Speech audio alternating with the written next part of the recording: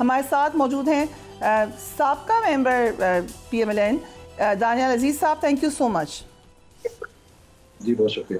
دانیال عزیز صاحب, PDM کی کارکردگی آپ نے دیکھی تھی, اب ہم کہہ سکتے ہیں PMLN گورنمنٹ, کچھ لوگ اس کو PDM2 کہتے ہیں. آپ نے بار بار کہا یور مین کنسرن از مہنگائی. کیا لگ رہا ہے آپ کو شروع کی کچھ دن کے معاملات دیکھ کر؟ اس میں جی فریہ, سب سے پہلے شکریہ بہت آپ کو مجھے پروگرام میں بلانے کا, اور بڑا اچھا لگا کہ آپ نے یہ ایشو جو عام آدمی کا اور تقریباً ساری پاکستانی عوام کا ایشو ہے مہنگائی کا, اس میں میں سمجھتا ہوں کہ جو حکومتی کارکردگی ہے اس میں ایک بہت بڑا رنج ہے, کیونکہ خیبر پختونخوا میں, پنجاب میں اور سندھ میں, تینوں صوبوں میں ایک, چونکہ اور کوئی شاید ان کے پاس کوئی اور طریقہ نہیں ہے, تو انہوں نے بھرپور بھرمار کر دی ہے یہ پرائس چیکنگ کی اور میجسٹریٹس کی اور گرفتاریاں اور پرچے دینا, فائنز کرنا. میں آپ کو یہ بتانا چاہتا ہوں کہ اس سے بالکل پرائس کنٹرول نہیں ہوتی, اس کے الٹ پرائس اور بڑھ جاتی ہے, کیونکہ جو ریڑھی والا ہے یا دکاندار ہے جب اس کو چلان ہوتا ہے یا اس کو گرفتار کرتے ہیں تو وہ پھر وکیل رکھتا ہے, وہ 2 دن گرفتار رہتا ہے, اس کے بعد فیسیں بھرتا ہے, جرمانہ دیتا ہے, اس کی سیل نہیں ہوتی 2-3 دن, اس کو تقریباً 50-70 ہزار میں یہ پڑ جاتا ہے.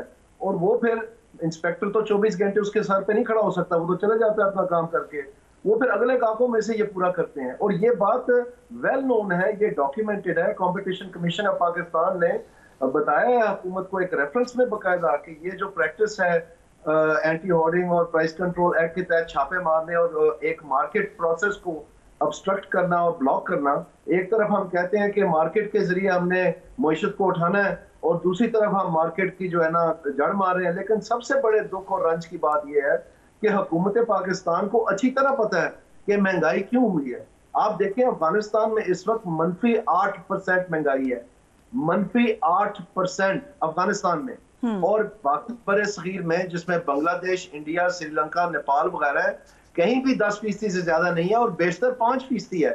یہاں تک کہ سری لنکا میں جہاں پر ڈیفالٹ ہوا ابھی حال ہی میں, وہاں پر مہنگائی کی شرح جو ہے وہ 10% سے کم ہے.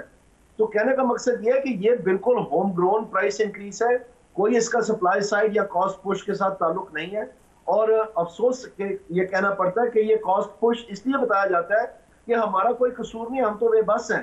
جبکہ اسٹیٹ بینک, جبکہ 1 منٹ مجھے جملہ مکمل کرنے دیں, جبکہ اسٹیٹ بینک آف پاکستان کی منوان یہ ذمہ داری ہے کہ اسٹیبل پرائس رجیم رکھے, اور اس کے پاس جو طریقہ کار ہے, جو اوزار ہے یہ کام کرنے کے لیے, وہ شرح سود ہے مینلی, اور اس کے بعد ایکسچینج ریٹ ہے, اور اس کے بعد منی سپلائی ہے.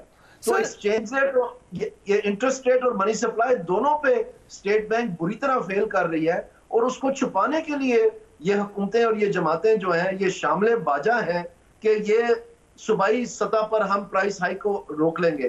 جب یہ حکومتیں, پاکستان کی حکومت, state bank of Pakistan, ministry of finance, IMF کے ساتھ بات کرتی ہے, تب تو یہ نہیں کہتی کہ یہ منافع خوری اور ذخیرہ دوزی ہو رہی ہے, تب ان کے ساتھ معاہدے میں لکھتی ہے کہ ہم شرح سود کو کم از کم شرح مہنگائی سے اوپر رکھیں گے, جو کہ مسلسل اس کے نیچے ہے, یعنی نیگیٹو ریل انٹرسٹ ریٹ ہے پاکستان میں.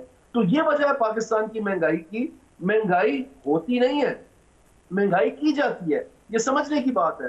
اور جن لوگوں کی بینکوں تک رسائی ہے, جنہوں نے بڑے بڑے قرض لیے ہوئے ہیں, جن کے بڑے بڑے کاروبار ہیں, ان سب لوگوں کی یہ مفادات میں شامل ہے کہ شرح سود نیچے ہوئے چاہے مہنگائی ہوتی جائے, تاکہ ان کی قسط کم ہو. اور اس میں اب حکومت پاکستان بھی شامل ہو گئی ہے, کیونکہ سب سے بڑی قرضدار حکومت پاکستان ہے. تو بجائے اس کے کہ ہم بیلٹ ٹائٹنگ کریں, ہم یہ اخراجات جو ہم صرف کر رہے ہیں جو اصل میں حکومت پاکستان کے پاس ہے نہیں, بجائے کہ ہم ایک چند امیر گھرانوں کی جو لابی ہے ان کو پلے کریں اور یہ شرح سود کے اوپر ہم جھوٹ بولتے جائیں اور صوبائی ذمہ داری دکھاتے جائیں جبکہ ہے نہیں, اور بیچارے غریب کو جو بے قصور ہے اس کو ہم گرفتار کریں, اس کو مجرم بنائیں, جو کہ بیچارہ اپنا سودا بیچنے کے لیے بازار میں سارا دن دھوپ میں کھڑا ہے. یہ ایک بہت بڑا تماشا لگا ہوا ہے پاکستان کا. اور ابھی بھی جو اوسطاً مہنگائی ہے پاکستان میں وہ 30% کے قریب ہے, جو کہ مطلب محال ہے, آپ کو اندازہ نہیں ہے, پورے خطے میں ایسا نہیں ہے.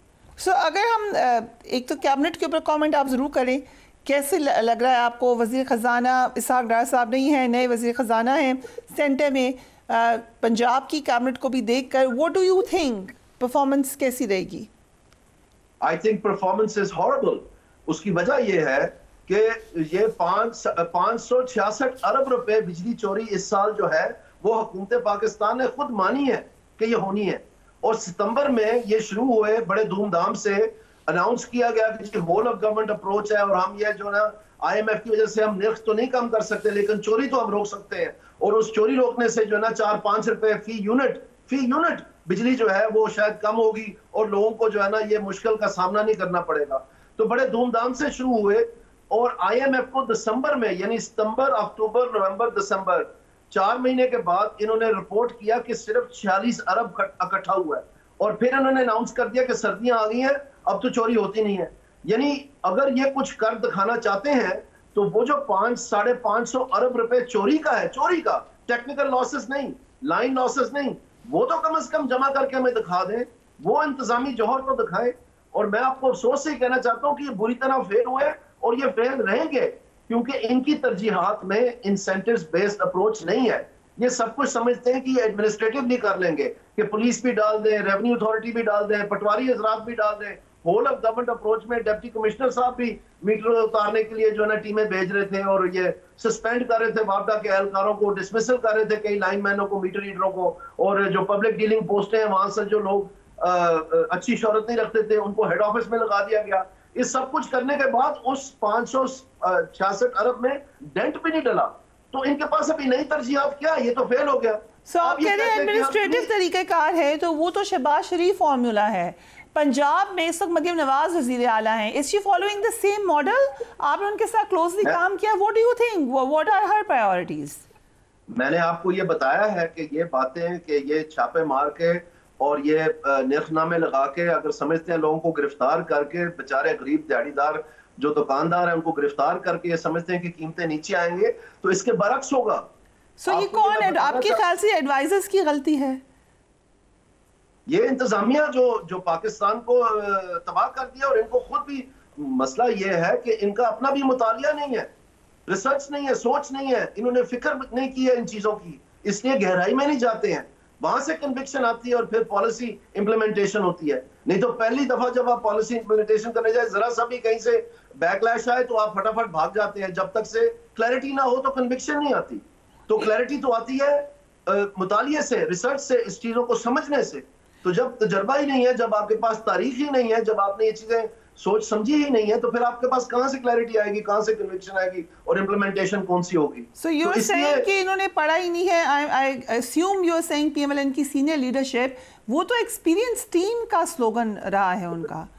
میں آپ کو بتا رہا ہوں کہ سندھ میں بھی یہی حال ہے.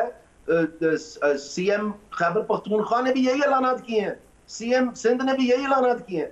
اور اتنے افسوس کی بات ہے کہ انہوں نے یہ چیز ریویو تک نہیں کی کہ در حقیقت یہ اس سچویشن کو اور خراب کر رہے ہیں.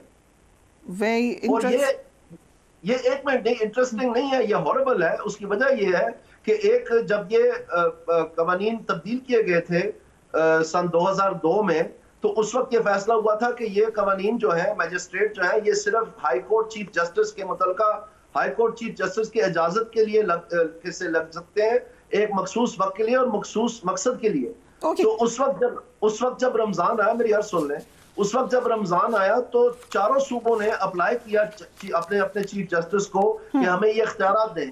تو 3 صوبوں نے دے دیا, بلوچستان, سندھ اور پنجاب نے, اور خیبر پختونخوا کے ہائی کورٹ کے چیف جسٹس نے انکار کر دیا.